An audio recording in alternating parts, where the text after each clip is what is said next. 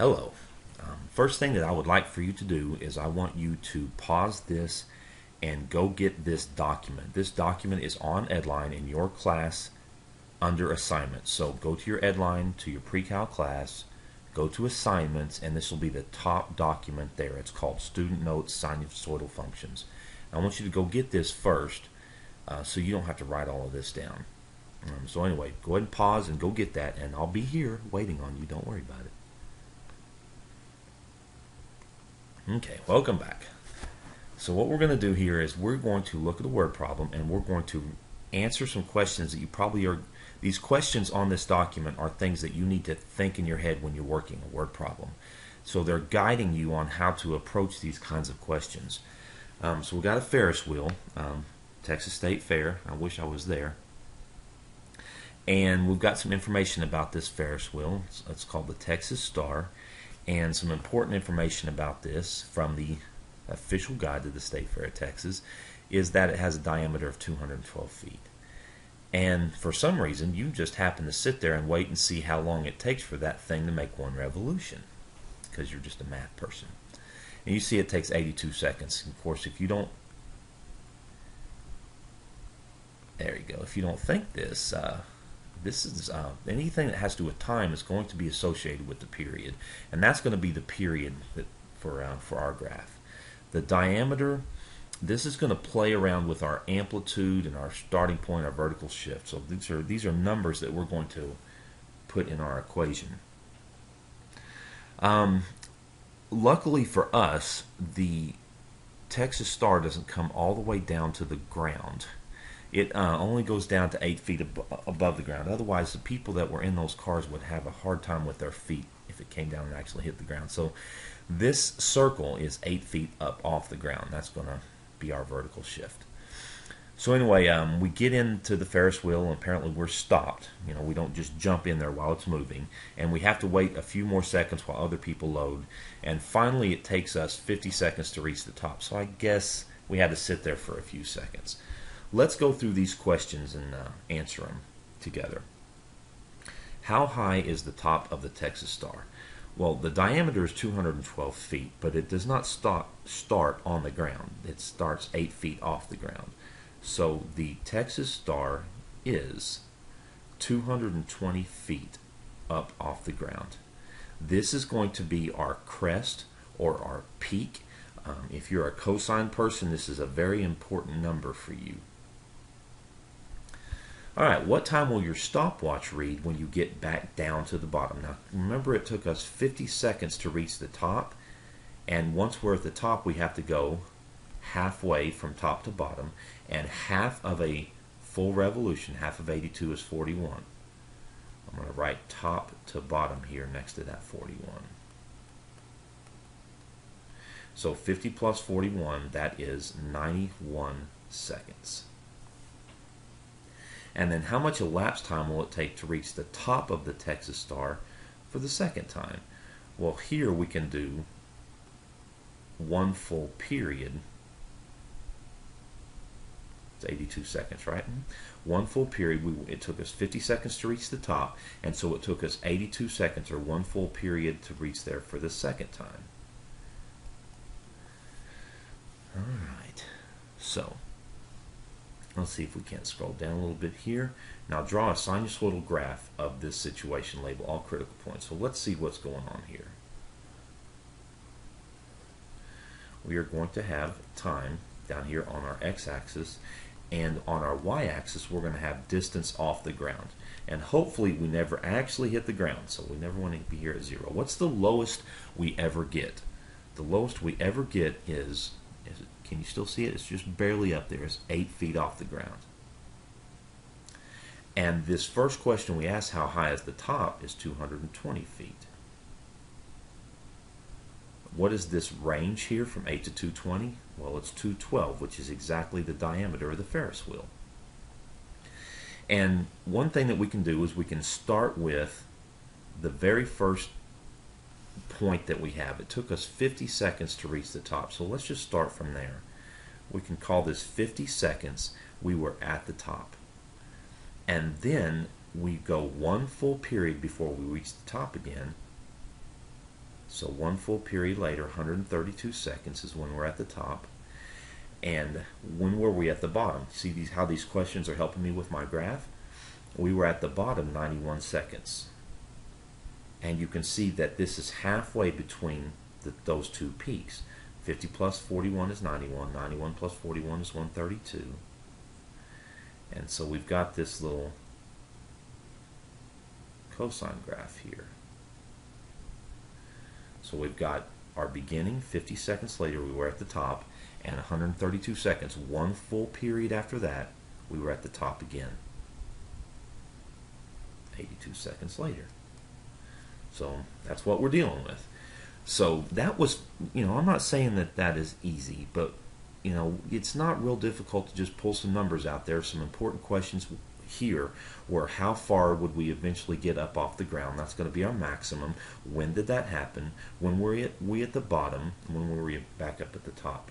Now, of course, if you're a sign person, there's going to be a very important number here for you, and that's the sinusoidal axis. Well, I guess that, of course, that's the same for everybody. We need to know what that is. And remember from our work from last week, we add the top and the bottom and divide by 2.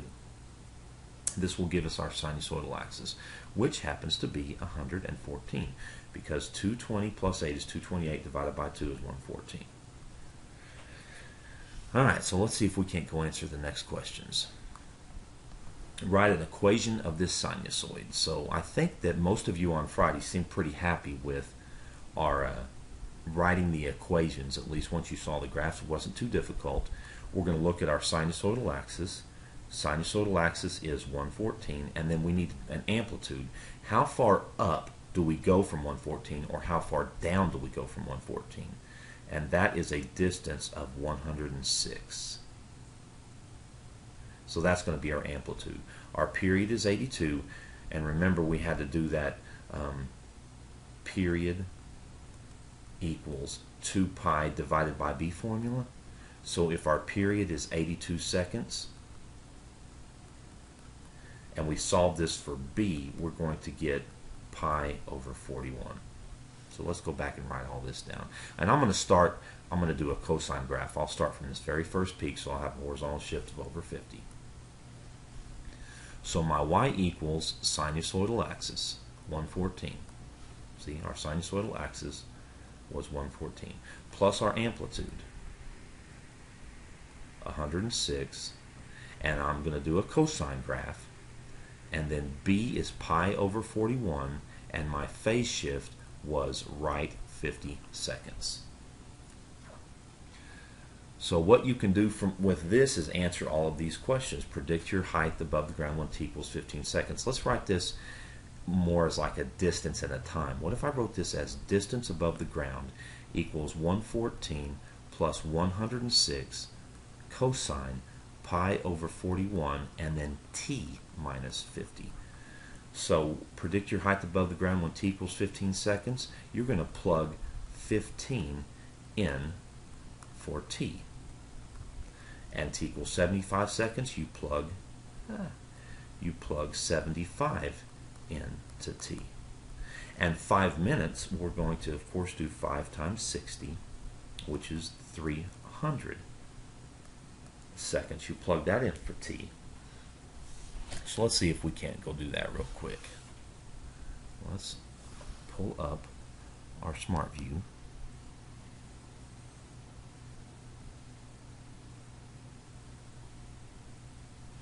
Give it just a few seconds to load here.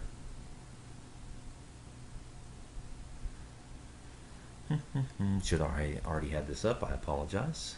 And we'll go to our y equals, and let's type this in. Let's clear that, and let's clear that. So let's type this in. 114 plus 106 cosine parentheses pi divided by 41.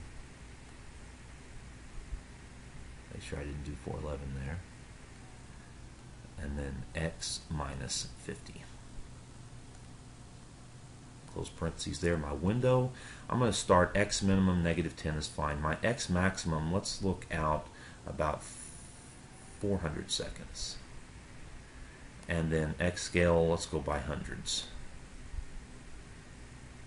And then my Y minimum, how far down do we need to see? Not very far down. Let's go down -10. Y maximum, how far up do we need to see? Well, we at least need to see 220, so let's see 250. Y scale, let's go by tens, I guess. And there we have our graph there. We go up and then down. Wee, wee, wee. Okay, so let's go back and answer our questions here. Let's find a value for 15, 75, and 300. So we go back to our calculator. We graph it. We having lots of fun, riding a Texas, whatever that thing is called, star, whatever. Okay, so I go second trace. I want a value at 15, and that appears to be 19.006. I'll get my little pen here. 19.006, and then 75 and 300. Of course, you can do that too. I'll let you do that. How high were you when you started your stopwatch? Were you moving up or down when you started timing? Well, that is where t equals 0. So let's go back and look at that. T equals 0. That's going to be a value when t equals 0. So I'll go to value 0.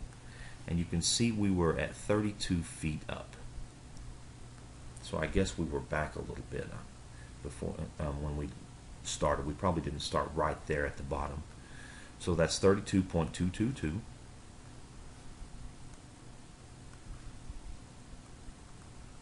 What is the value of t the second time you are 100 feet off the ground? So we go back to our picture, and let's go to y equals and type in a second equation of 100.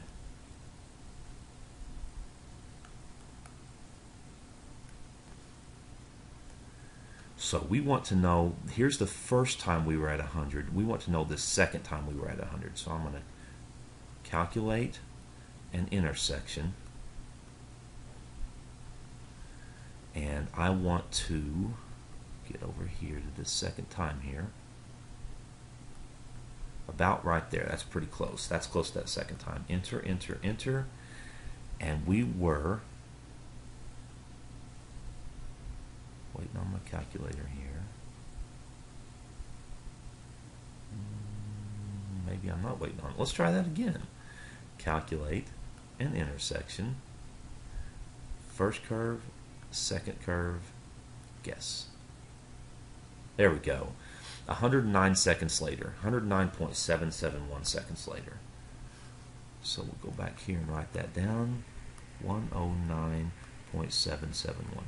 What is the value of t the fifth time you're at 175 feet off the ground? Well, you can graph y equals 175 and go do that one.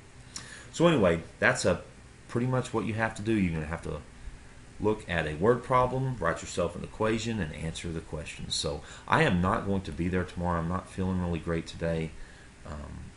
Please be nice to the sub, and I don't know, hug a bunny or something. Just be good. I will see you guys on Tuesday.